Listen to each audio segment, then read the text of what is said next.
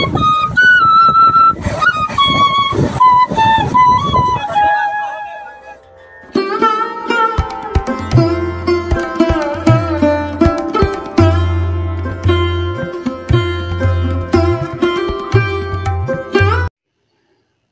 बंधुरा मुखार्जी ब्लगर पक्ष থেকে আমার সকল দর্শক বন্ধুকে শুভ শারদীয়ার প্রীতি শুভেচ্ছা অভিনন্দন।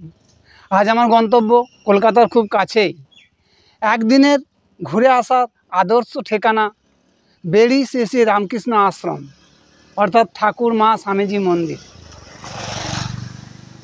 শান্ত স্নিগ্ধ নিরিবিলি সবুজে ঘেরা ছোট্ট একটা গ্রাম বেড়ি। আর এই বেড়ির মধ্যেই রয়েছে ঠাকুর মা স্বামীজি মন্দির অর্থাৎ রামকৃষ্ণ আশ্রম। তো এই বেড়ি শ্রী শ্রী রামকৃষ্ণ আশ্রম যাবেন কিভাবে, ঠাকুর মা স্বামীজির মন্দির খোলে কখনই বা বন্ধ হয়, এখানে প্রসাদের বা কী ব্যবস্থা রয়েছে, থাকার ব্যবস্থা আছে কি না, এই সব কিছুই তথ্য থাকছে আমার এই ভিডিওতে।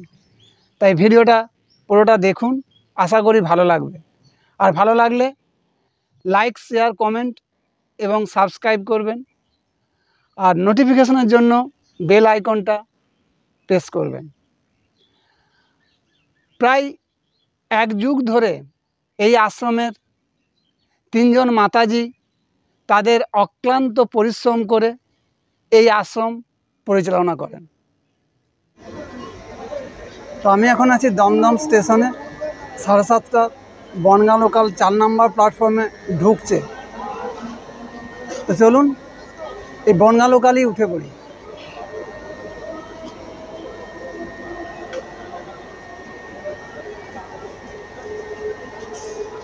আর ভিড় কিন্তু খুবই হবে, যে দেখতেই পাচ্ছেন প্যাসেঞ্জার সব দাঁড়িয়ে আছে।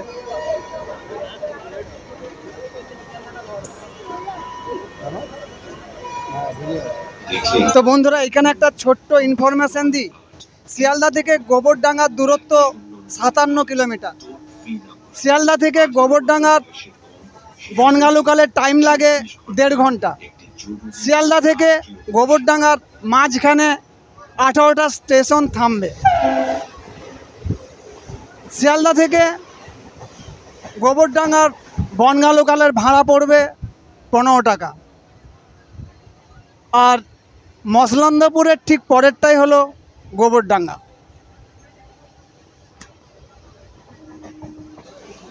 তো পৌঁছে গেলাম গোবরডাঙ্গা স্টেশন।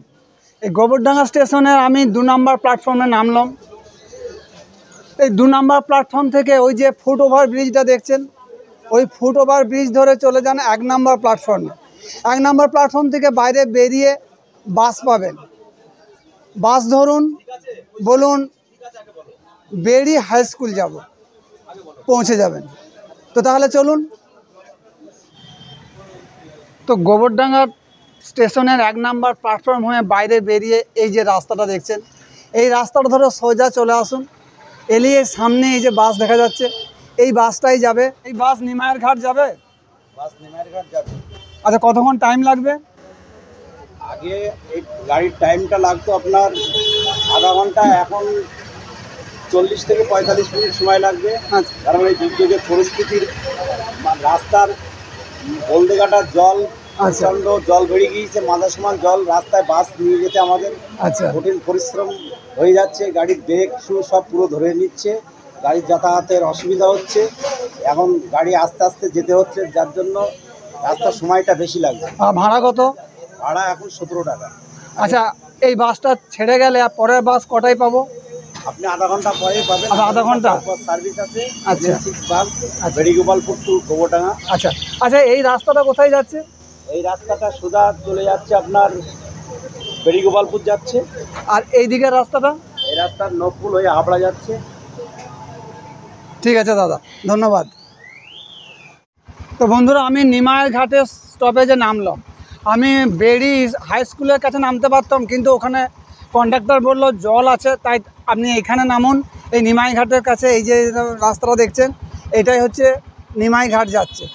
তো এইতে গেলেই সুবিধা হবে, ওখান থেকে নৌকা করে ওপারে যাব।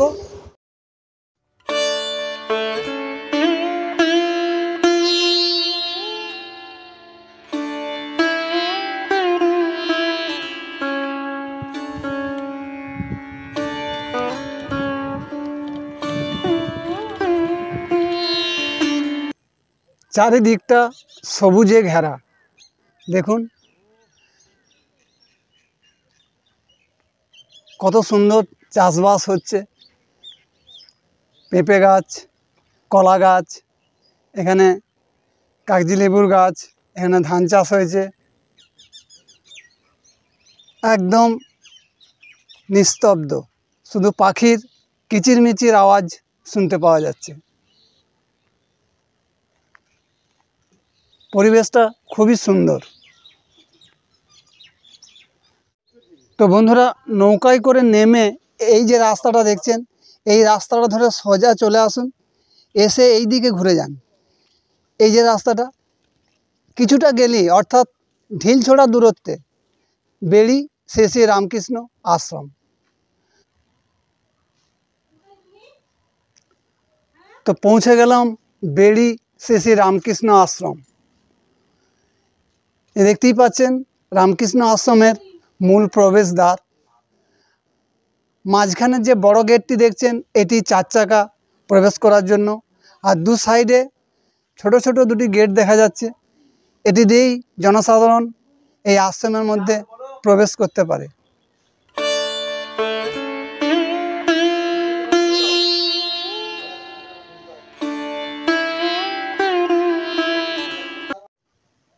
তো আশ্রম চত্বরটা পুরোপুরি সবুজে ঘেরা,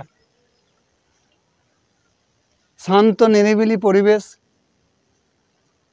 আর আশ্রমে প্রবেশ করেই ডান দিকেই পাবেন sister Nivedita reading room and meditation হল।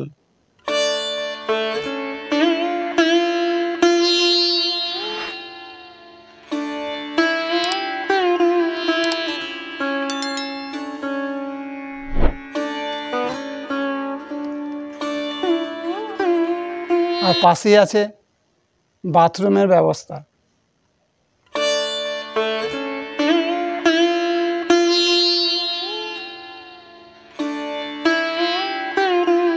এখানে নানা ধরনের সবজি চাষ হয়েছে, দেখতেই পাচ্ছেন।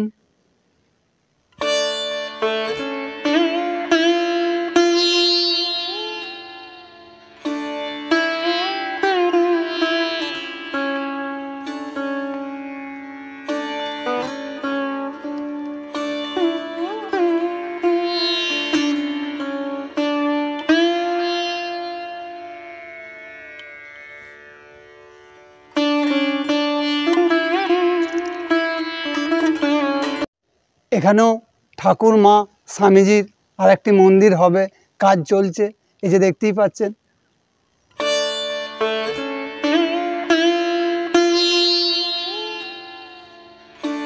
আর বাঁদিকে বিবেকানন্দ শিশু উদ্যান। তো আপনাদেরকে আগে ঠাকুর মা স্বামীজির মন্দিরের গর্ভগৃহে দর্শন করাই। তো চলুন ঠাকুর মা স্বামীজির গর্ভগৃহে।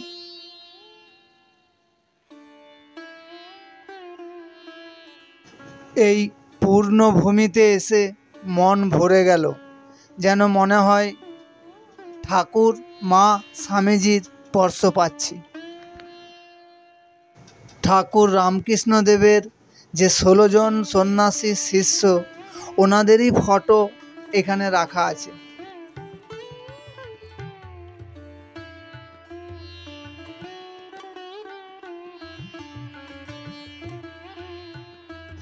আর এখানে ভবতারিণী মা, দেবাদিদেব মহাদেব, শ্রীকৃষ্ণ, গৌতম বুদ্ধ এবং যীশুখ্রিস্টের ফটো আছে।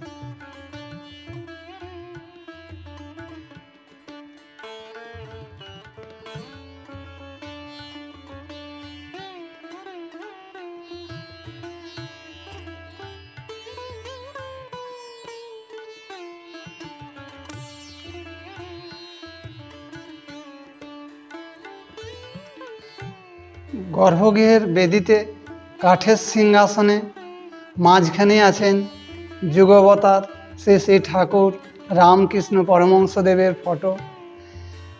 ঠাকুরের ডান দিকেই আছেন ফটোতে স্বামী বিবেকানন্দ, এবং ঠাকুরের বাঁ দিকে আছেন জগৎজননী মা শারদা।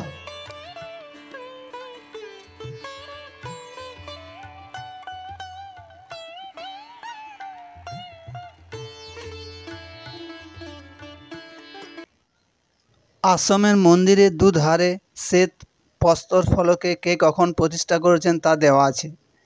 মৃত্যুঞ্জয় মণ্ডল মহাশয় এই আশ্রমটি প্রতিষ্ঠা করেন এবং এই আশ্রমে 3 জন মাতাজি অক্লান্ত পরিশ্রম করে এবং কিছু সহৃদয় ব্যক্তির সহযোগিতায় এই আশ্রমটি দাঁড় করিয়েছেন। এই আশ্রম খোলে সকাল 6:30 থেকে বেলা 11:30 পর্যন্ত, আবার বিকাল 4টে থেকে 5:30 পর্যন্ত। বন্ধুরা, এই যে বিল্ডিংটা দেখছেন, এই বিল্ডিংয়েই মাতাজিরা থাকেন এবং তার সাথে স্কুলের কিছু ছাত্রও থাকে।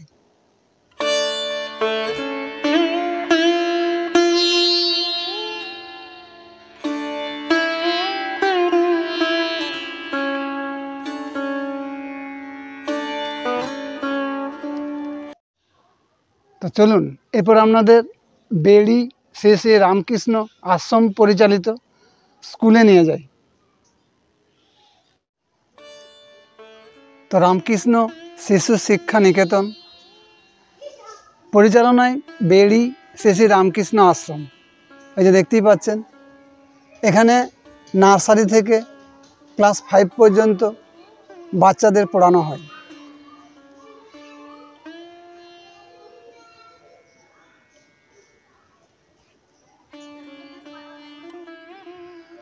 আর ওই প্রাইমারি স্কুলের পাশেই রয়েছে কমিউনিটি হল।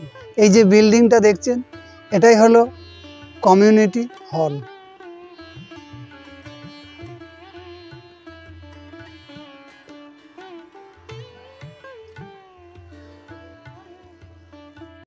তো বেড়ি শ্রী শ্রী রামকৃষ্ণ আশ্রমের পরিবেশটা কিন্তু খুবই সুন্দর। দেখুন, চারিদিকটা সবুজে সবুজ, শুধু ফল এবং সবজি গাছ।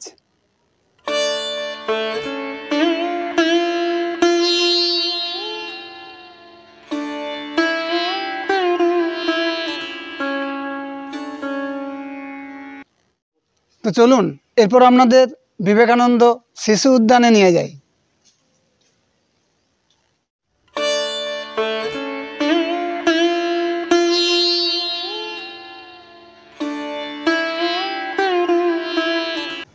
সুন্দর সাজানো গোছানো শিশু উদ্যান, তবে এই উদ্যানের প্রবেশ মূল্য 10 টাকা। বাচ্চাদের খেলারও ব্যবস্থা রয়েছে সুন্দরভাবে, আমার তো খুবই ভালো লাগছে।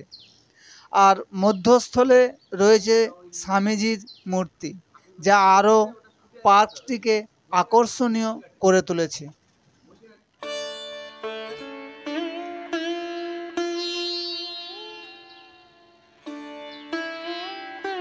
তুমি সম্পূর্ণ নিষ্কাম তো?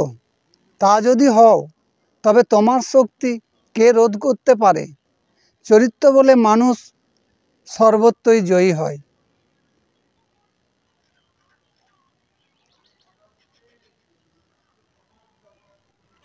আপনারা যদি এই আশ্রমে এসে প্রসাদ খেতে চান অথবা 2 দিন থাকতে চান, তাহলে নিচে ফোন নাম্বার দেওয়া থাকবে, সেই নাম্বারে 2 দিন আগে ফোন করে নিতে হবে। আর এই আশ্রমের প্রসাদের কোনো মূল্য হয় না, যার যেমন সামর্থ্য সে সেরকম দিতে পারে, তবে অবশ্যই দেওয়া উচিত, কারণ এটি দানের উপরই চলে।